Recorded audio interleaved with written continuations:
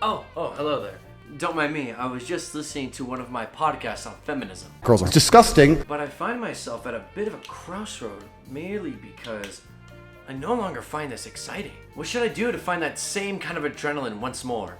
I could play a video game, but I find this interactive media tiresome. All of these video games as of late just seem like tedious errands and fetch quests. Huh? What's this? Oh my goodness, what is Neon White? This does seem very interesting. Perhaps I should give it a go. It seems fun and exciting.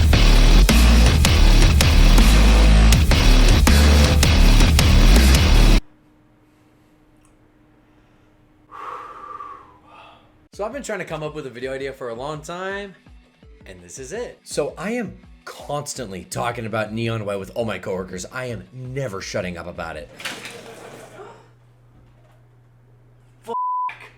So basically you're in heaven and you're killing these demons and it's so much fun. Oh my god, shut up!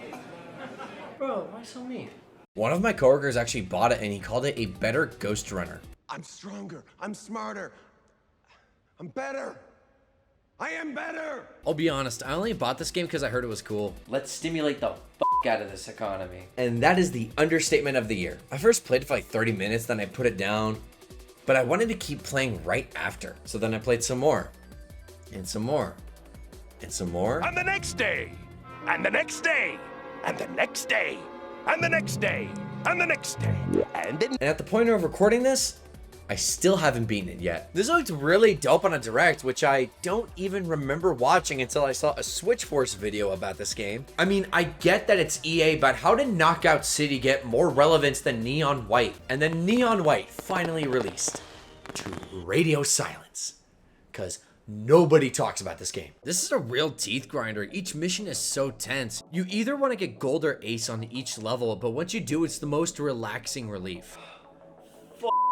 The aesthetic reminds me of like a 90s anime movie meets Mirror's Edge meets Immortals Phoenix Rising. And if you're wondering if I'll ever shut up about Immortals Phoenix Rising, no, I will not, because it's great.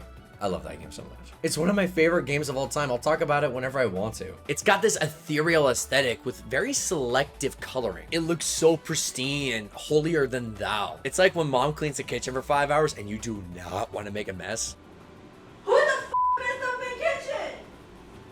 I'll be honest, I have a very slim understanding of what the story is like, because it feels like you get 5 minutes of gameplay and 10 minutes of cutscenes. So I want to get back to the gameplay. The game is like a PlayStation exclusive, dude. The cutscenes here look like they're straight out of a GBA game. So I can't really be bothered to know what the story is or what's happening at all. And yes, I am fully aware that it's supposed to be like a visual novel, but it just kills it for me. It reminds me of this SAO game that I would play on my Vita. Except that was like 95% cutscene and 5% game. I don't know, just the visual novel idea kind of kills it for me. All right, just imagine your favorite movie of all time, and it looks like this.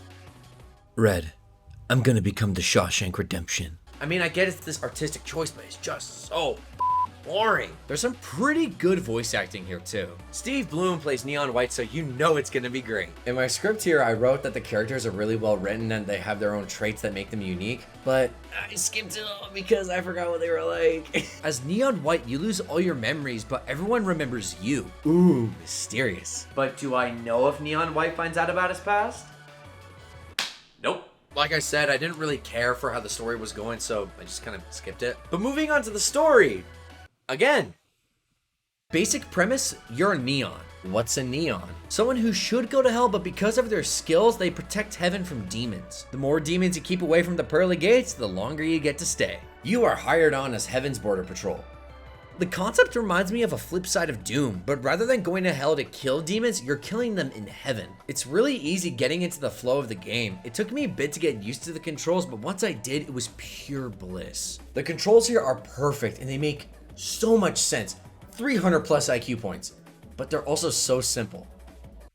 1,000 IQ points. You're basically never going to be touching these face buttons because you need your thumbs on the sticks at all times. So every control input is delegated to the triggers and the bumpers, and this is by far one of the best control methods I've seen in a game in years. It's a speedrun game, and that's what people need to know going into it. One mistake and you got to restart from the entire beginning, and it does sound annoying, but it's so much fun because you learn how that level works. If you want to overcome the obstacles and ever get gold or ace, you're gonna have to learn how the level works. No. It's essentially a dance. You gotta hit every move on the beat in order to get the right score or to just pass the level. It's really hard and challenging, but it's fair. That's just like Dark Souls. Even the boss fights are these really intense speedrun matches. It's so fun. It's a really fast-paced Twitch shooter. God, say that 5 times fast. Fast-paced Twitch shooter, fast-paced Twitch shooter, fast-paced Twitch shooter, fast-paced Twitch shooter, fast-paced Twitch shooter, fast-paced Twitch shooter, fast-paced Twitch shooter, fast-paced Twitch shooter. I don't even think I said it right. And speaking of Doom from what, a minute ago? It plays kind of similarly too. You're just immediately dropped into levels and there's so much to play with here. It's intense, fast, fun, and borderline stressful. But rather than just wave-based combat, they just kind of sit there and wait for you. But you gotta kill those bastards quick. You can only take up to 3 hits and after that, you're done. And that's not even including the shots that are just an insta-kill to you. The weapons are a ton of fun to mess around with too, and each one feels so unique. Weapons are just cards, which really worried me because anytime I see a card mechanic in a game, I lose all interest. Oh boy, cards!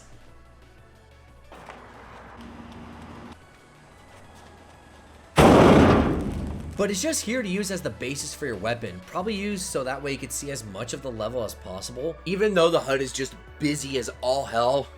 This looks like a Ubisoft game, dude. And I like Ubisoft games a lot. All the mechanics build upon one another. You gotta use your arsenal to the fullest extent if you want to complete the levels by the end. Each level is timed and you want to do your damnedest to get gold or ace because that's how you're gonna rank up. It's kind of weird because in order to rank up, you gotta go down a number, but then you go up this ladder. It's confusing, but it makes sense, but it doesn't also. There's also a leaderboard, but I'll be honest, I doubt anyone's going to be interested in that. But for all, 5 people who want to compete in that, it's there for you.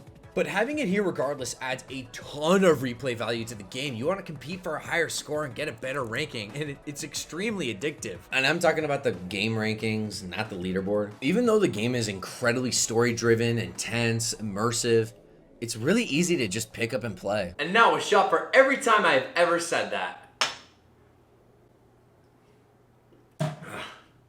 Wild Turkey sucks. Like, if you want to just skip the story, you totally can. I did. The game teaches you the mechanics in an easy way that's not hard to understand at all. And the levels are so short, like the longest one is only 5 minutes and it's a boss fight. At least from what I've played so far. So you never have to like dedicate a few hours to this game like most other games. You could just play for a couple minutes and still get a good chunk done. And it doesn't feel like chores or grind work the whole time. And because that story is just extremely skippable, you could jump into the action at any time. And I didn't even get a chance to talk about the art style because Jesus, no pun intended, it is breathtaking here. I did say it's got this ethereal aesthetic and that it's holier than thou, but that just kind of scratches the surface. Demons have this wet tar-like look that I haven't seen before, so they don't look like typical demons. And the fact that Neons wear a Hanya mask of all things is cool as shit. And also like a synthetic halo that Neon Green wears. That's sick. And the music fits here perfectly, dude. Who actually did the music for this game? I don't know.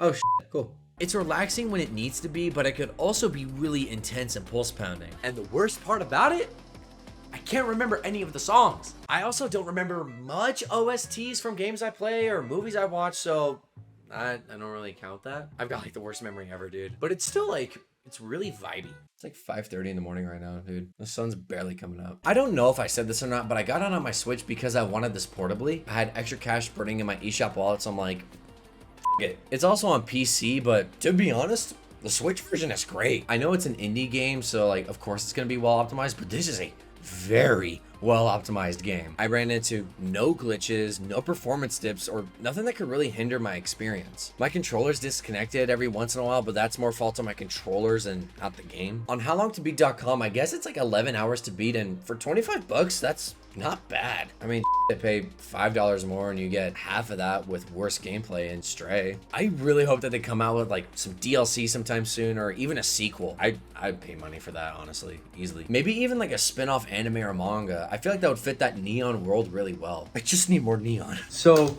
the other week I actually beat this game. Neon White. What? And I gotta say, it's sequel baits, so hopefully we get something new. The longest level was that boss fight that was about 5 minutes. And I still have no idea what the game is about, but I like it. and I want more. Anyway, dudes and dudettes, I hope you enjoyed this video. Be sure to click that like and subscribe button, and let me know down in the comment section below, have you played Neon White, and what do you think about it? If you haven't played the game or bought it, I cannot recommend it enough. Alright, so I know this is the part where people don't really watch, and I just woke up. But if you're interested in seeing more Switch shooters, just click the video right over there. Anyway, dudes and dudettes, you're never too old or too cool for video games. Major Pineapple out.